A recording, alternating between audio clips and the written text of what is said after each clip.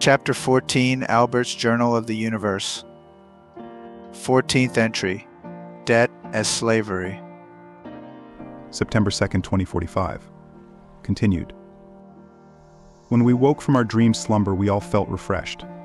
Our quest for a cosmic solution to destructive cycles of civilizations would take us on a different path. Our quest was not just for mankind, but for all life. Man is not the first to go on this quest. In fact, our journey takes us across the universe to a planet called Draction that is ruled by state government that control the minds of the populace. This was hard for us to observe without intervention. We choose to ride out our path to see what answers it had to our questions. Instead of self-rule with learned knowledge, we were witnessing state rule with ignorance promotion. This was much like Earth, so we could not judge.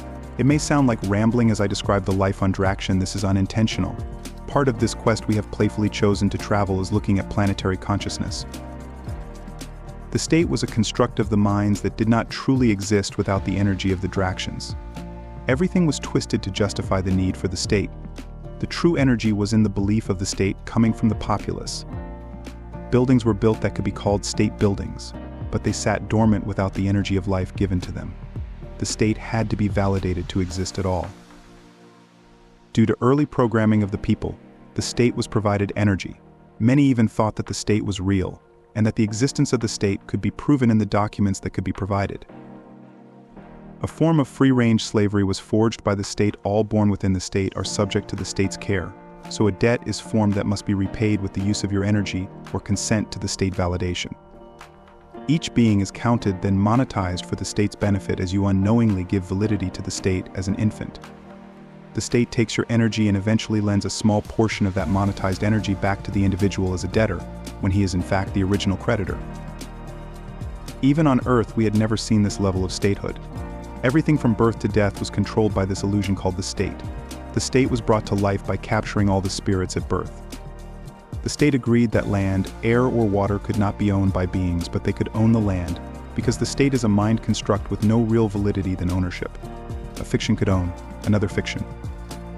A fiction cannot own a fact, but a fact must give energy validate a fiction to make the fiction real. What logic? The price of claiming ownership is the seizure of property by the state. Taxes need to be paid to the state, so they have the resources needed to police the state's statutes. What made this different from Earth is the level of acceptance to the state. No one even questions the authority of the state.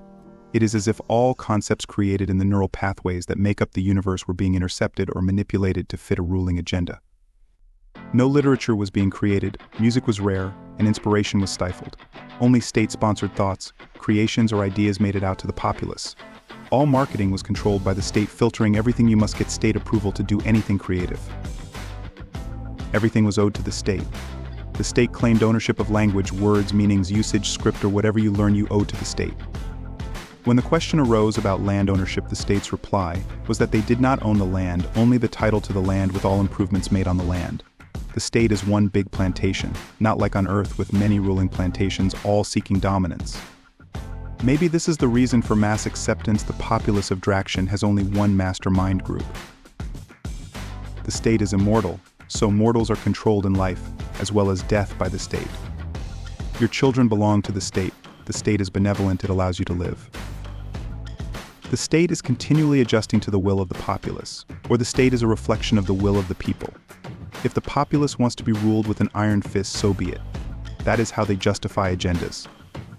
The state has many agents. In fact, everyone is an agent of the state. How do we take this bit of information? We are all agents of the state of shared existence. Who or what determines the will of the populace anywhere? The state of mind we are in as individuals affects the state of mind in society. If we accept one state of being over our state of being, do we create a freer state of being, or do we capture imagination? If it takes one mastermind to orchestrate society, who or what should make up this mastermind? Can the state of society's group mind flourish with or without a source of direction? Man has talked about having a world government. That was actually achieved on Earth for quite a while in our prime reality. Now, in our prime reality, all of Earth's known resources are mapped on a central world computer with the information available to everyone. Management of the Earth's resources is handled in a way that creates abundance for all. This is done by the world computer and a team of managers. The trust is in the technology along with a group of heart-centered men-women with the watchful eyes of all. With open dialogue for input, we have come up with a system that involves everyone. The state of individual being is now a major part of the world mind or state. We observed Draction further, kind of a behind-the-scenes investigation to find the hidden hand orchestrating the state. The state was created by a Draction council of supposed representatives from all corners of their globe. The original intent of the state was wonderful. The genius behind the original design of the states by laws had surprising wisdom of natural law. However, written laws are subject to interpretation. Who the laws apply to are subject to consent. What happens with the tools is up to the holder of the tool. The original state created tools that, if handled correctly, would bring growth and prosperity to all beings. However, in the wrong hand could become a leverage that would drive the Dractions to nothing better than debt slaves to an illusion. The original state trust agreement had due consideration for all within the trust. It also allowed for choice to enter or leave the trust with full comprehension. All would benefit in this original trust agreement that formed the state. Even on Draction, it took trust to create. With trust, they created a fiction called the state. The means in which the trustees carry out the intent of the trust is subject to interpretation. For many generations, the Dractions prospered with the trust gaining validity with the populace. New generations did not know life without the state. Most all were pleased with the prosperity that the state shared. The state always provided a stage man to voice the will of the state. They even let the populace believe they had a choice in selecting this voice. The face changes at preset intervals, although the state is run by the same family, no matter what face is portrayed. This is how the Draction state makes its claim. When a child is birthed, it goes from one, the child, which is real, into many, making up one, the state, which is fiction. This is done with registration, where the child is given a new name that looks like the given name and a state number. The state creates a fiction with the same name as the child, written in a different font, letter, symbol. This is where the state kidnaps the child, as the birth parents give the child away by registering. The parents become the guardians of the child. If the state does not like the way you are raising their child, they can take the child away. The state is using trust to do all of this, then create a trust agreement making the state the trustee of the child's natural inheritance. With the surety granted by the natural parents and unknowingly by the child, almost unlimited amounts of money can be created for the trustee to use. The state monetizes the surety of the child's lifetime sweat equity times 10 with inflation. This credit is used as needed by the trustee state monarch to fulfill the intent of raising the child to be a productive member of the state. The logic is that the state owns everything, because real beings cannot own anything, even our bodies are on loan. The state cannot create, it can only capture creations with illusion. Prime Creator has granted the state the right to become the trustees of the superior trust with nature. They monetize the assets of Mother Nature as well. Using trust, the state gained dominion over everything. No one questioned if the state is worthy or in breach of the trust. The state is not real, so those that act for the fiction are living a lie. The state will teach the children what they need to know to become useful to the state as a citizen slave of the state. The state requires licenses, registrations, permission, or approval to allow any transactions, transformations of any kind. One must submit to the state to do anything to the property that the state owns. In reality, even the state cannot own anything. This is another illusion. The responsibility that comes with ownership is the liability and maintenance. This responsibility was hidden in more trickery, making the user tenant the one holding the bag. In the original trust agreement written by the state, due consideration was factored into the trust. After all, the trust was set up with the child as beneficiary. As beneficiary, each man, woman would reap in the benefits that society provided. Housing along with basic needs was part of the benefits for providing your sweat equity to the state. The state's prosperity belonged to the living being that helped in the creation, in whatever capacity. There were never disputes on what philosophy and governance was right or wrong. You could call the structure of the trust socialism, communism, or whatever ism you can come up with. It held mutual consideration where everyone lived a good life. This was the original intent of the first state trust agreement. How the changes took place, warping the original intent in order to maintain the survival of the state, is the progressive influence of interpreters. The interpreters of the original trust saw that the benefits of the trust were only honorable if the being was living. If a being did not come forward to claim his benefits, they were assumed dead, so the state did not have to honor anything. Once you used your state identification, you are a fiction, dead, not real, and the benefits only apply to the living being. The state would then claim salvage rights to abandoned shared profits until the live being proved they existed. Even those that managed to have their true inheritance honored by the state had to follow statutes that, if broken, could ruin the rightful occupancy of property. A system of harassment usually followed when someone claimed their heritage. The trustees found a way to control everything, taking advantage of any loophole they could find. Many became homeless and desperate as the ones acting in trust became wealthy beyond imagination. Draction became a world of living dead, zombies that acted only for the state. The populace on the planet did not even know that all they had to do was replace the trustees for breach of trust, claim their living status, then receive their rightful inheritance in a world without debt. Or they could recognize that the real authority was within, and even the state could not come between you and prime creator natural law. Most of the trustees hid behind even more fictions, so no one knew who the living being was that pulled the strings. Each generation became more repressed until the only way to survive was to work for the state.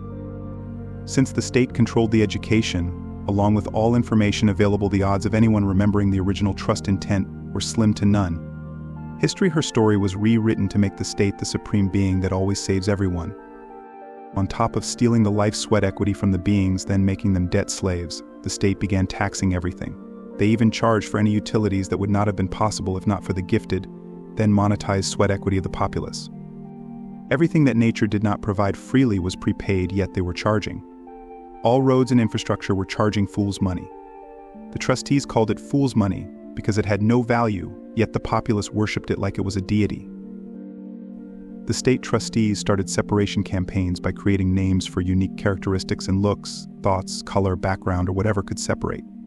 The logic was to keep the populace focused on each other while the trustees ran away with everything. Entertainment was provided as distraction. Also, keep your eyes on the right hand so you do not see what the left hand is doing.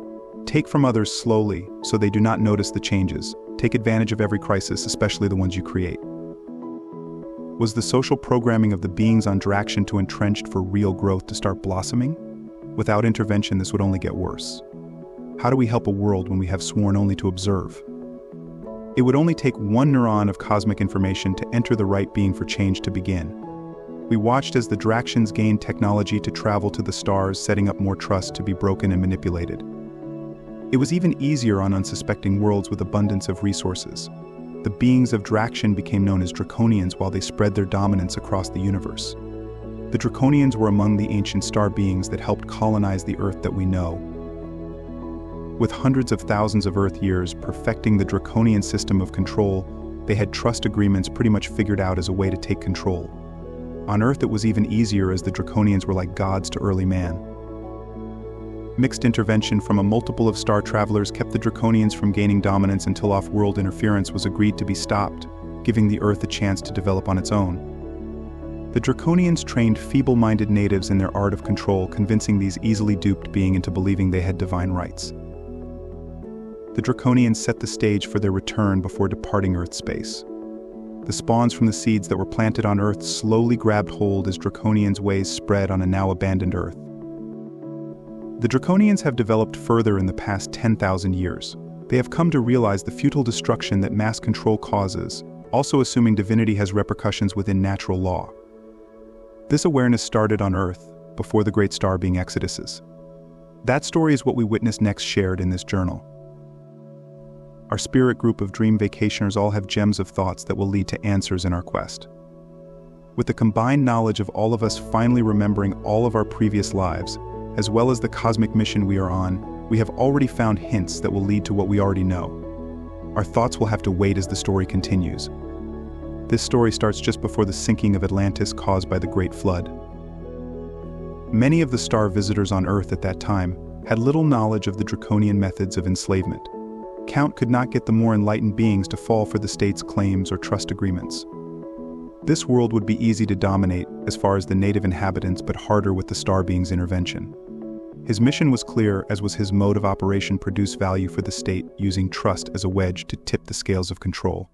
Take truth and turn it into false.